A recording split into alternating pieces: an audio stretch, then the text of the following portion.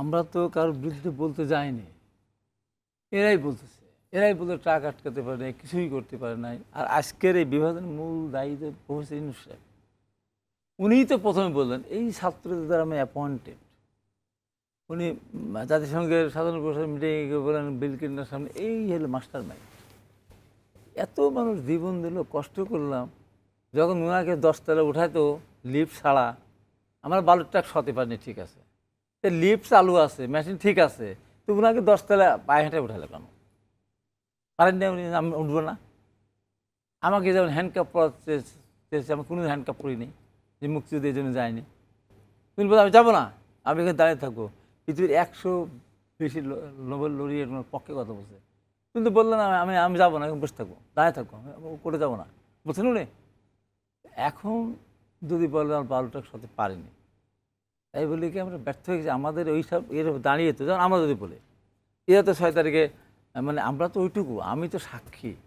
আমাকে যখন 90 সালে এরশাদের পক্ষ থেকে যখন আমার 5 মিনিট বলবে, বিনিময় মন্ত্রিত্ব যা চাবো তাই দিবে, রাজি হলাম না, তখন বলে তাহলে বুলেট একটা অপেক্ষার অপশন ধরলাম, আমি ওইটা প্রিয় জিনিস, খেতে মজা, ওইটা খাবো।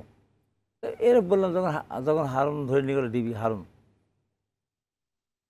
অফিসে, সবাই দেখলো, সারা দেশ দেখলো, পৃথিবী দেখলো, বাবা মা সবাই জানি আমরা, তার মুসলেখা দিলে কেন?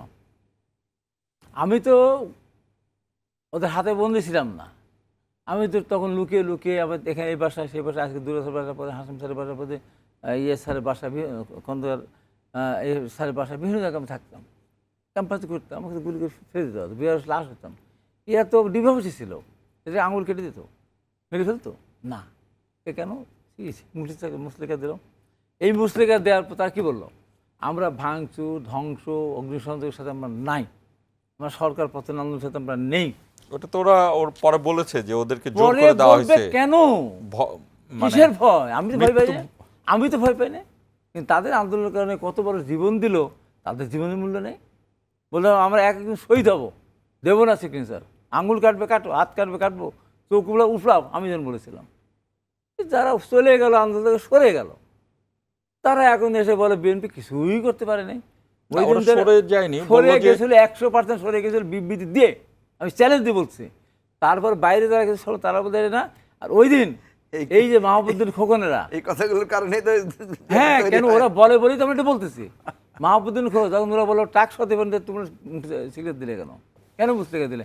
মাহবুবুদ্দিন খোকনরা সেদিন যদি এই যে না নামতো, তারা ওই আইনজীবীর ওই ভূমিকা না রাখতো, ওই সামনে দাঁড়িয়ে না যেত, আর ঢাকা বিশ্ববিদ্যালয়ের শিক্ষকরা শিক্ষক না বেরোতো, তাহলে আন্দোলন ঘরের ভিতরে ঢুকে গেছিল। এখন তারা যদি বড় কথা বলে, একটা ঢাকা বিশ্ববিদ্যালয়ে একজন ছাত্র নেতা মারা যায়, জাহাঙ্গীরনগর বিশ্ববিদ্যালয় মারা যায়, আন্দোলন করছে কারা? কারা আন্দোলন করেছে? আন্দোলন ওই যে বললেন ভাই, মারা যায়নি বলে যে তাদের অবদান, অবশ্যই অবশ্যই তারা ক্যাম্পাস ছেড়ে চলে গেছিল, ক্যাম্পাস ছেড়ে চলে গেছিল। আমি জানি এবং ছাত্রলীগ, হ্যাঁ, ও আমাদের উপর করেছে, আমাদের বিশ্বাস করে নাই, আমরা যুদ্ধ করিনি। এবং বেসরকারি বিশ্ববিদ্যালয়ের ছাত্রের মাঠে না থাকতো, তাহলে ঘরে ঢুকে যায়। আর কারা?